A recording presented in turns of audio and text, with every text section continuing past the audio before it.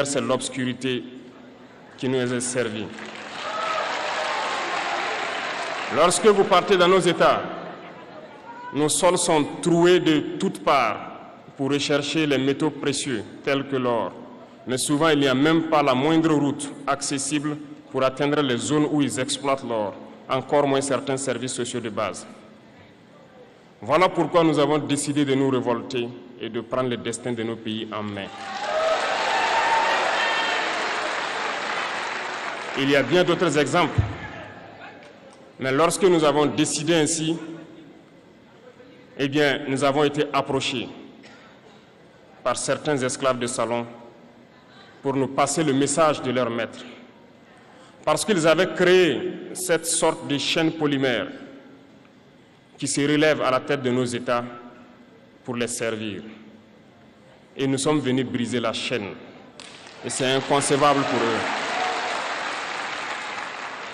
Ils nous ont donc approchés et ils nous ont demandé de rentrer dans les rangs pour faire partir de l'élite qui doit diriger l'Afrique, parce qu'ils ont une élite formée et formatée qui doivent suivre, qui sont incrustés dans cette chaîne-là.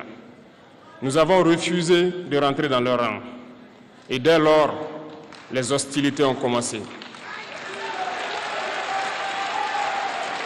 Ils ont fait fourvoyer dans nos zones plusieurs mercenaires, des formateurs. Les agents sont descendus dans le Sahel pour espérer mener des attaques barbares, lâches contre nos populations, espérer les révolter. En plus de ces attaques sur le terrain, les attaques communicationnelles, la manipulation, la désinformation battent son plein dans leur rang. Mais les peuples du Sahel ont compris et plus jamais on ne pourra les manipuler. Ils savent d'où ils viennent, ils savent ce qu'ils font et ils savent où ils partent.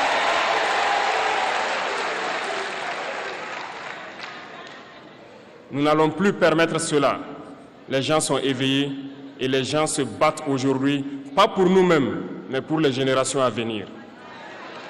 Et merci à tous pour le combat qui est livré. Cela ne nous fait jamais pleurer. Nous n'allons pas trembler.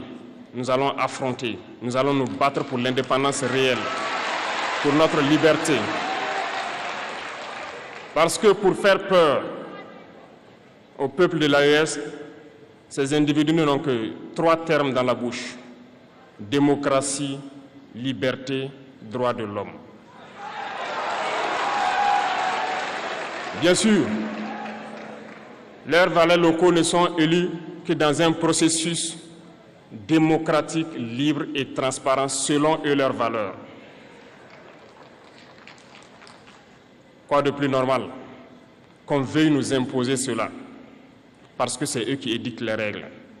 Très bien, nous avons décidé de nous assumer.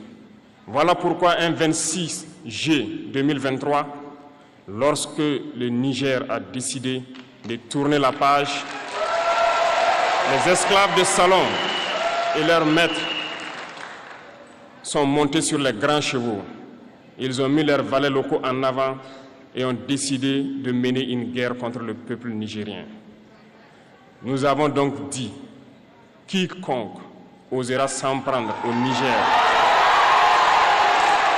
nous aura en face, parce que nous mènerons une guerre sans merci jusqu'à la dernière goutte de sang pour quiconque osera s'attaquer à nos États. Cette parole, cette décision que nous avons eue hier est d'actualité aujourd'hui et sera d'actualité demain et pour toujours. Ainsi naquit l'AES le 16 septembre 2023 dans une architecture de défense mutuelle.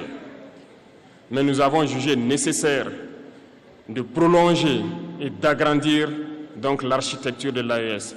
Ce qui nous rassemble aujourd'hui doit nous permettre d'aller sur d'autres terrains en plus de la défense, notamment les finances et l'économie, les infrastructures, la santé, l'éducation, bref, j'en passe. Je souhaite donc que ces moments soient pour nous une histoire que nous allons écrire pour l'AES, mais surtout pour l'Afrique et pour le monde entier. Que Dieu illumine tout un chacun de nous. Que Dieu nous inspire dans ces tâches qui nous sont confiées. Et surtout, que lorsque nous faisons tous nos travaux, que nous ayons en tête une seule chose, l'intérêt suprême de nos populations. Sur ce, nous prions encore une fois de plus, bon Dieu, qu'il nous accompagne tous dans nos différentes tâches, qu'il protège nos combattants qui, grâce à eux, nous permettent d'être assis ici et d'échanger autour de l'avenir de nos États.